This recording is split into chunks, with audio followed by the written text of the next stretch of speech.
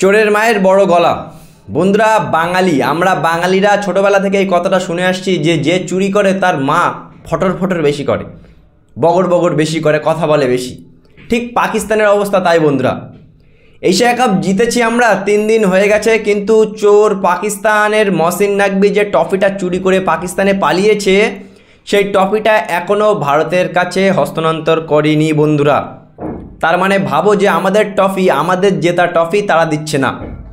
কালকে বিসিসিআইয়ের vice president Rajib শুক্লার সাথে মহসিন নাকভির একটা মিটিং হয়েছিল। সেই মিটিংয়ে বলছে, ভাই তোমরা এত চোর কেন?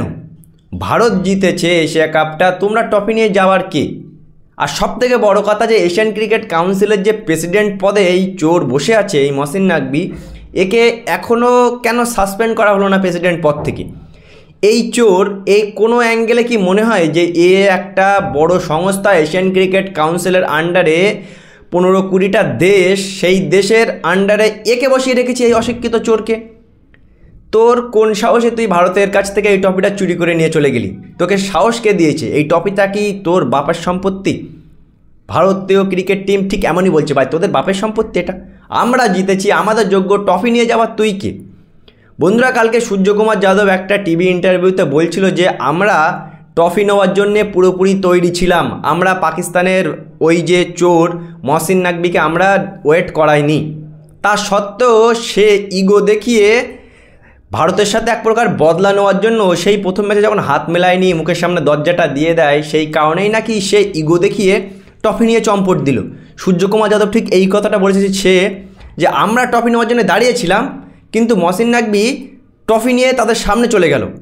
শুধু একবার ভাবো যে যদি লাইভ ম্যাচ না হতো তাহলে এরা কি বলতো? এই ট্রফিটা নিয়ে গিয়ে ওই পাকিস্তানি অশিক্ষিতদের বলতো যে আমরা ভারতকে হারিয়ে ট্রফিটা জিতেছি।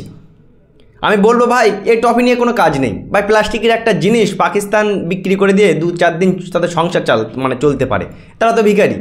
সুতরাং ভারতীয় ক্রিকেট টিম তো এমনি জিতেছে, আর বিসিসিআই বলা উচিত, ভাই নে ভিখারি নে, তোদের ট্রফিটা দিয়ে দিলাম, দান করে দিলাম, নিয়ে নে, কোনো যা আসে না। 3 দিন হয়ে গেছে, এখনও তারা ট্রফিটা দিচ্ছে না, তার মানে ট্রফিটা তো নেওয়া উচিতই না বন্ধুরা।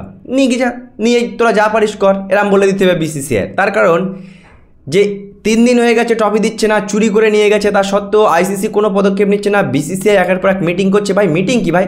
তোমাদের কি ক্ষমতা নেই? একে একটা ফোন কলে আইসিসির কাছে ফোন করে এশিয়ান ক্রিকেট কাউন্সিলের প্রেসিডেন্ট পদ থেকে একে তাড়ানো, কিন্তু তাড়াচ্ছে না, কেন জানি না। আর এই ট্রফি তারা আদৌ কি দেবে না বিক্রি করে খাবে কে জানে বন্ধুরা।